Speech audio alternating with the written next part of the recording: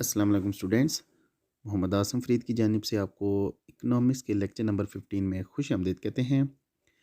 Students, आज हम economics में topic types of elasticity of demand को डिस्कस करने जा रहे हैं। बुक जो हम फॉलो करें ये है मंजूर ताज चौधरी की और अब्दुल हलीम ख्वाजा की। तो बढ़ते हैं अपने इस टॉपिक की जानिब और देखते हैं हमारे पास टॉपिक क्या कहता है। स्टूडेंट्स, हमारे पास इलास्टिसिटी ऑफ डिमांड मतलब कि आपके पास जो लचक है तलब की, उसकी तीन टाइप्स हैं। सबसे पहले आपके पास कीमत की लचक। इंग्लिश में डेफिनेशन है इसकी price elasticity of demand. Urdu में पहले डेफिनेशन देख लेते हैं। कहता है कीमत में फ़ीसद की तब्दीली के जवाब में जब किसी शय की तलब में फ़ीसद की तब्दीली का तनासब हो तो इसको कीमत की लचक कहते हैं। आसान वर्डिंग में हम ये कह सकते हैं कि जब किसी चीज़ की कीमत में तब्दीली आती है तो इसकी मदद से जब तलब में तब्दीली आती है तो इसको आप कीमत की लचक कहते हैं। इंग्लिश में इसको कहते हैं ratio of percentage change in demand for a commodity in response to a percentage change in the price is called price elasticity of demand. इसके बाद स्टूडेंट्स, हमारे पास जो दूसरी इसकी टाइप्स है उसको आप कह सकते हैं आपके पास है इनकम इलास्टिसिटी ऑफ डिमांड, यानी कि उर्दू में इसको आप कहते हैं आमदनी की लचक। डेफिनेशन कहती है आमदनी में फ़ीसद फ़ीसद की तब्दीली के जवाब में जब किसी शय की तलब में फ़ीसद की तब्दीली का तनासब हो तो इसको आमदनी की तलब की आमदनी लचक कहा जाता है।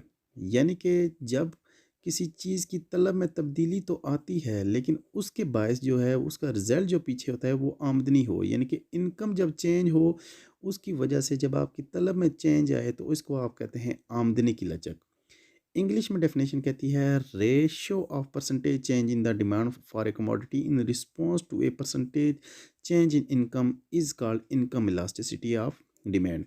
इसके बाद स्टूडेंट्स, हमारे पास लास्ट इसकी टाइप्स है उसको हम कह सकते हैं हमारे पास है ये मुतकाते लचक, यानी कि इसको इंग्लिश में कहते हैं क्रॉस इलास्टिसिटी ऑफ डिमांड।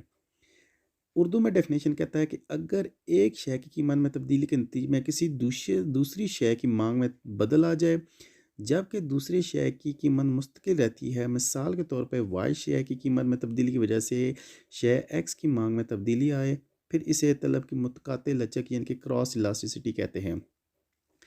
आसानी के लिए हम समझ सकते हैं कि जब हमारे पास दो चीज़ें हैं, एक चीज़ की कीमत तो सेम रही है, एक चीज़ की कीमत सेम रही है लेकिन दूसरी चीज़ की अगर हम तलब में इजाफ़ा कर दें तो ये हमारे पास होती है मुतकाते लचक।